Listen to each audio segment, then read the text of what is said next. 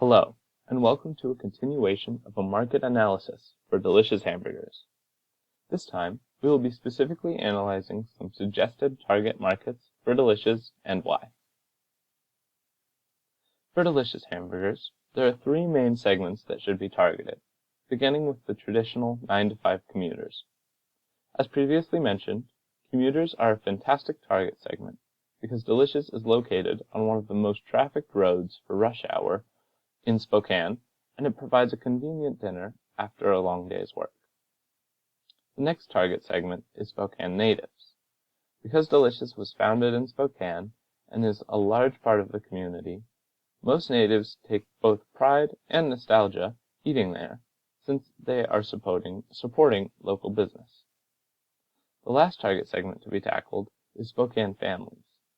Thanks to the affordable, home-style, local feel of D.Lish's, it makes it an attractive restaurant for families. One example of a 9-to-5 commuter is Dale Johnson.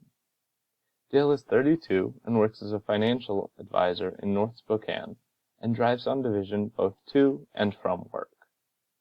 For Dale, a burger and fries can be a delicious way to end a long day of working with clients, or even take a client to lunch during his lunch break. Dale makes around $80,000 a year, so he can afford a $13 meal from D.Lish's once or twice a week. The location on Division works perfect for Dale, as it is on his way home and is well advertised.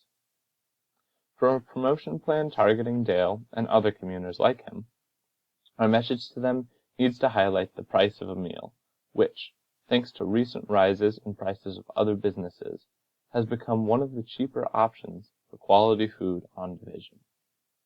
This could be best accomplished through local magazine or newspaper advertisements, in addition to posting it on the sign outside the restaurant, which commuters are guaranteed to see. This sign also is owned by the restaurant, so posting advertisements on it costs no cost to the company.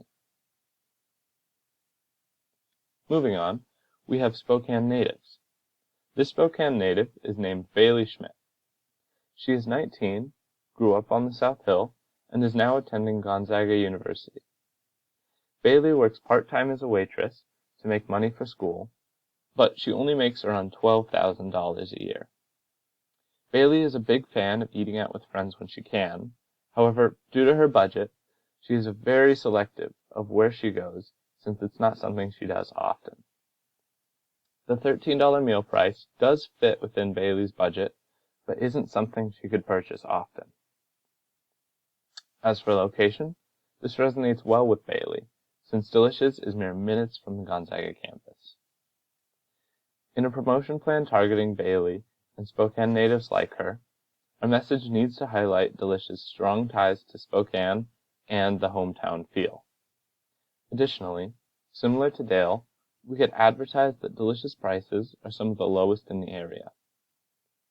Both of these factors would be highly appealing to Bailey, ensuring that D.Lish's is the restaurant she chooses to go to with her limited budget.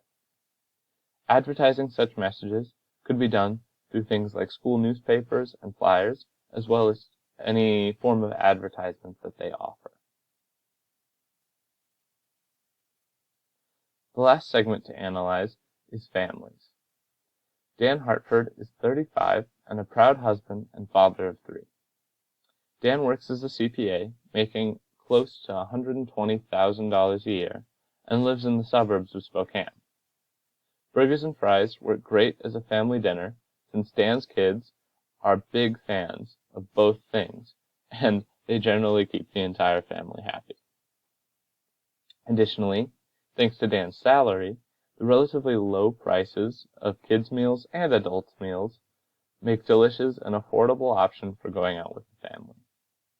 The location of D.Lish's, however, is not terribly convenient for Dan. He lives more towards the Spokane Valley, and it is about a 20-minute drive for him and his family to get to the restaurant, which can be very inconvenient with 3 kiddos. A promotion plan for people like Dan should try to eliminate this issue. As previously discussed in part 1 of this marketing analysis, D.Lish's has both the budget and opportunity to open a second location in Spokane Valley. This is a message that should be shared, and this could be best advertised through a real estate sign at the possible location of the Spokane Valley building that the restaurant could be put in, or it could also be advertised through the sign that the restaurant owns, as previously discussed in Dale's segment. Thank you for listening to this analysis of the target segments for Delicious Hamburgers. I hope you found it useful.